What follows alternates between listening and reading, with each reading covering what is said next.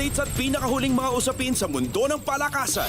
Atin ang pakinggan dito sa Ang Pilipinas Ngayon. Magandang araw.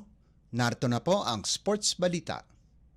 Nakaupo muli ng National University ang corona ng Season 86 UAAP Men's Volleyball Tournament pagkatapos talunin ang University of Santo Tomas 25-20, 22-25, 25-17 at 25-15 sa larong ginanap sa Mall of Asia Arena sa Pasay City. Ito na ang ika-4 na sunod-sunod na titulo ng Bulldogs pagkatapos talunin ang UST sa Game 1 at 2 ng finals. Pinangunahan ni Micaelo Budin ang NU sa nalikom nitong 28 puntos galing sa 22 attacks at 5 blocks habang nagambag sina Leo Aringo at Nico Almendras ng 22 at 20 puntos ayon sa pagkakasunod. Nakagawa naman ng 26 na excellent sets si Owa Retamar kasama pa ang 3 puntos at tinanghal din bilang Finals Most Valuable Player at Season 86 Best Setter. Samantala, tinanghal naman bilang Most Valuable Player ng season si UST Spiker Josh Ibanez. Ito ang ikalawang MVP award ni Ibanez sa dalawang magkasunod na season kung saan tinanghal din siya bilang Rookie of the Year noong Season 85. Pinarangalan din si Ibanez ng second best outside hitter sa likuran ni Almendras at ang best outside hitter na si Aringo. Sa kabilang banda, nakuha nina Martin Bugowan ng Far Eastern University at Nath Del Pilar ng De La Salle University ang first at second best middle blockers habang si Menard Guerrero ng La Salle ang Season 86 best libero. Updates at pinakahuling mga usapin sa mundo ng palakasan. Atin ang pakinggan dito sa Ang Pilipinas Ngayon. Inanunsyo ng Philippine National Volleyball Federation o PNVF na tatawaging Alas Pilipinas ang national volleyball teams ng Pilipinas.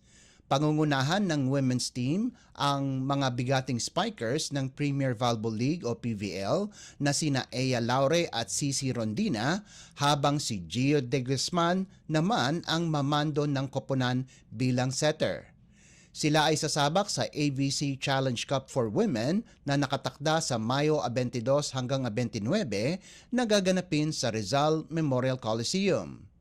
Kasama din sa squad ang iba pang PVL players na sina Vanny Gandler, Don Katindig, Cherry Nunag, Del Palomata, Fifi Sharma, Jen Nierva at Faith Nisperos.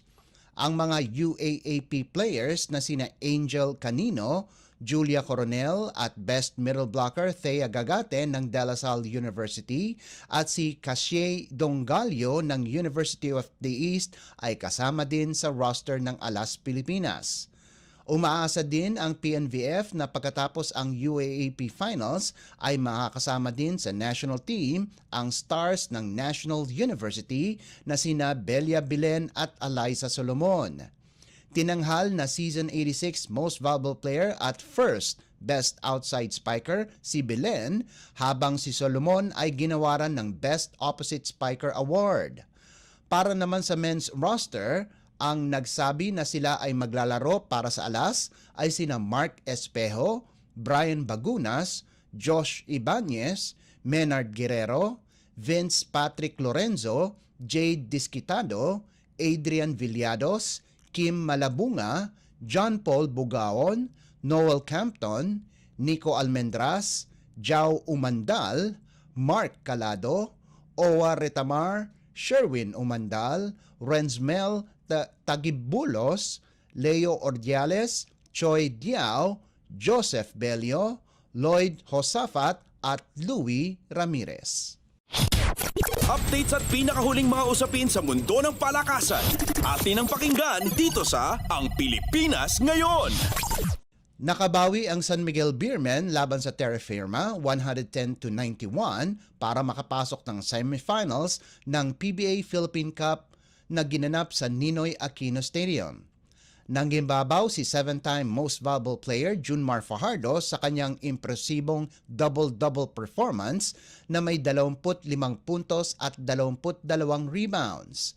Malaking tulong ang nakuha ni Fajardo mula kina Terence Romeo at Don Trulliano kung saan nakapag-ambag sila ng 19 at 18 puntos ayon sa pagkakasunod. Hindi rin naman nagpahuli si CJ Perez sa nalikom nitong 18 markers. Kahit hindi nakapasok sa kanilang unang semifinals, maganda rin ang ipinakitang laro ni Javi Gomez de Leaño kung saan pinangunahan niya ang terra firma sa nagawa nitong 23 puntos. Pati na rin si rookie Stephen Holt at veteranong guard na si Wami Chongson na parehong nakagawa ng 18 puntos bawat isa. Mga katapat ng San Miguel sa kung sino man ang mananalo sa pagitan ng Rain or Shine at Token Text. Updates at pinakahuling mga usapin sa mundo ng palakasan. Atin ang pakinggan dito sa Ang Pilipinas Ngayon. At yan ang pinakahuling balita sa larangan ng palakasan. Para sa Radyo Pilipinas World Service, ito po si Leo Magpayo. Magandang araw. Updates at pinakahuling mga usapin sa mundo ng palakasan. Atin ang pakinggan dito sa Ang Pilipinas Ngayon.